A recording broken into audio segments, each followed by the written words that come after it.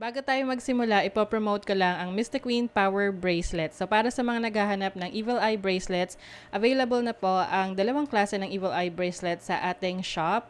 So meron tayong Selenite Evil Eye at Obsidian Evil Eye Bracelet. So para sa lang merong protection and cleansing properties.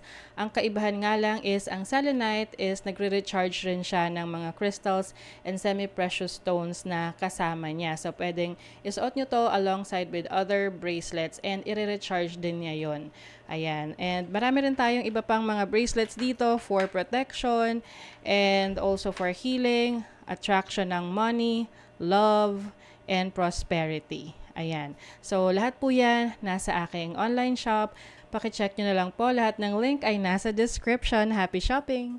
Sagittarius, hi! Welcome to Mr. Queen PH. At titinan natin ang energies ng inyong love life ngayong September 2023. This is a general reading, so maaari kayong makarelate, maaring hindi. Just take what resonates. Panoorin nyo rin yung Sun, Moon, Rising, and Venus signs ninyo para sa iba pang mensahe. Meron tayong video na nagpapaliwanag tungkol doon. Link on the description.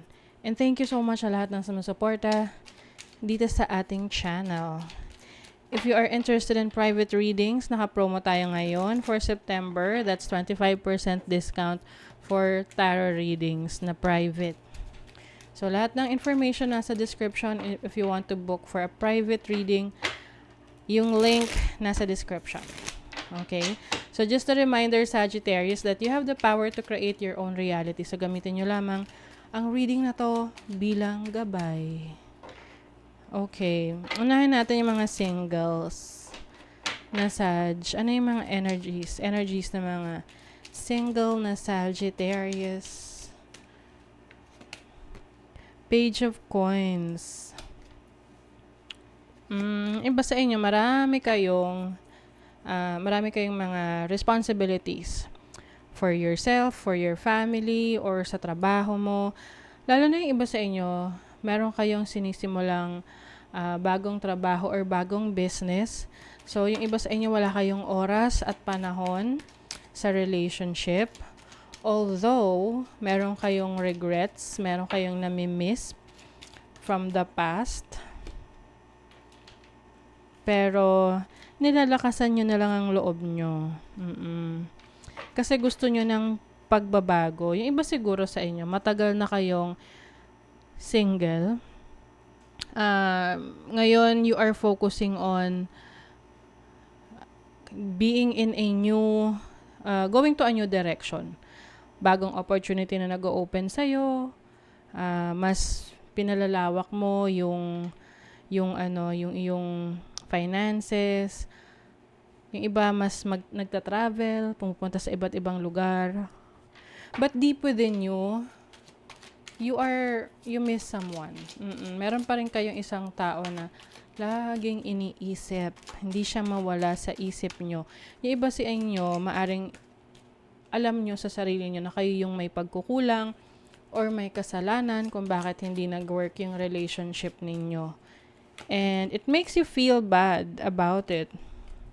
Kaya ngayon, bumabawi na lang talaga kayo sa inyong finances, sa inyong kaperahan. Na at least, hindi kayo broke. Kumbaga, broken-hearted man kayo from your past, hindi naman kayo broke. Kasi maganda yung takbo ng career ninyo or ng business ninyo. And you have freedom. O yan o. You want stability, security. You want to grow.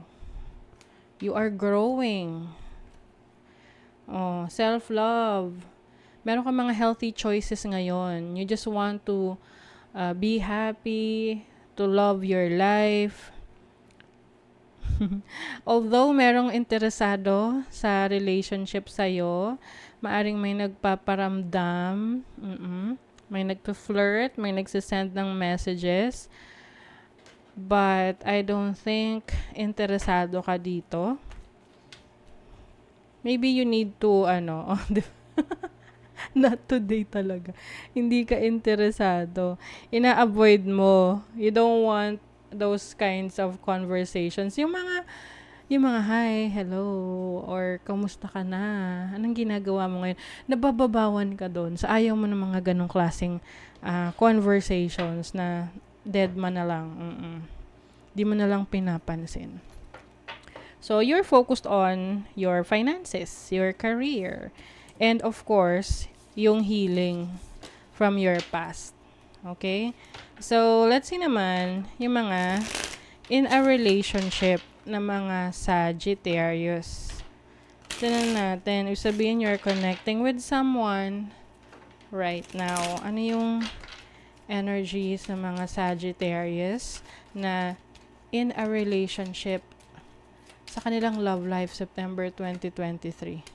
King of Cups, High Priestess, Two of Swords, the Hierophant. Ooh, okay.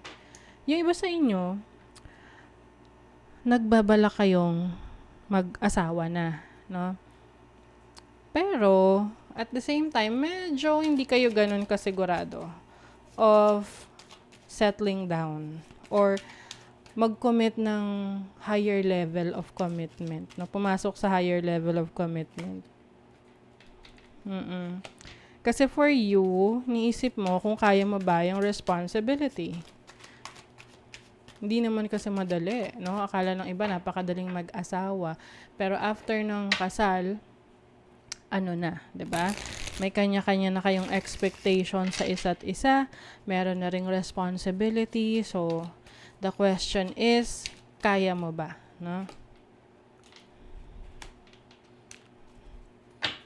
Siguro yung iba sa inyo pinag-iisipan nyo. Pinag-iisipan nyo pa if tatanggapin nyo. Kasi yung iba, nagpaparamdam na sa inyo yung karelasyon nyo. It doesn't matter kung ano yung gender nyo ha. Pwede namang reversal yung roles. But meron dito nagpaparamdam na, pwedeng mag-live-in na or mag-asawa na or talagang gawing seryoso na yung relationship. Pero the other person, parang pinapakiramdaman pa niya kasi merong ugali yung other person na hindi niya gusto. Pwedeng masyado siyang masyado siyang bossy or masyado siyang controlling. And the other person wants to be free, no? Ibig sabihin, kahit na nasa relationship, gusto mo na nagagawa mo yung bagay na gusto mo. Ganon. Posible naman yun eh, lalo na kapag supportive yung partner mo. So, parang niisip mo, ready ka na ba? Napakialaman ka? Like, super seryoso na hindi mo na, ready ka na ba sa sobrang seryosong relationship na mahirap nang bawiin or mahirap nang kalasan? Iba sa inyo nag-uusap. Not today na naman. So, parang ayaw nyo talaga, no? Oh, wedding rings, oh my God. Baka may magpo-propose. Oh my G. Alam nyo, meron ditong hindi equal or hindi unrequited yung love or yung energy ng relationship ninyo. Someone here is nasa relationship siya pero just for the heck of being in a relationship but not totally committed. The other person, siya yung mas gusto niyang i-pursue yung commitment sa relationship. Oo. Alam niyo pag meron ditong pinilit na tipong pinilit na magpakasal or magsama, baka mauwi to sa separation or ending. You're so special. Oh. Meron ditong sobrang in love sa other person. Na parang feeling niya, sila na talaga. And then the other person is not that so romantic. Hindi naman may runaway. Not that romantically connected. Oo, merong yung iba, yung tipong maliliit na issue, lumalaki na. Nagpa-pile up na yung mga problems. Tapos, nagiging, parang hinahayaan, pero hindi talaga nare-resolve. Parang isa lang dito yung masaya sa relationship. But the other person, ewan ko, nafe-feel ko yung isa hindi siya ganun ka, all in sa relationship na to. Received with love and appreciation. Gracious acceptance is a way to show love. So I think when it comes to yung give and take sa relationship, maaring hindi ganun ka-balance, no? Yung relationship ninyo. Maaring yung isa mas nagbibigay kaysa tumatanggap.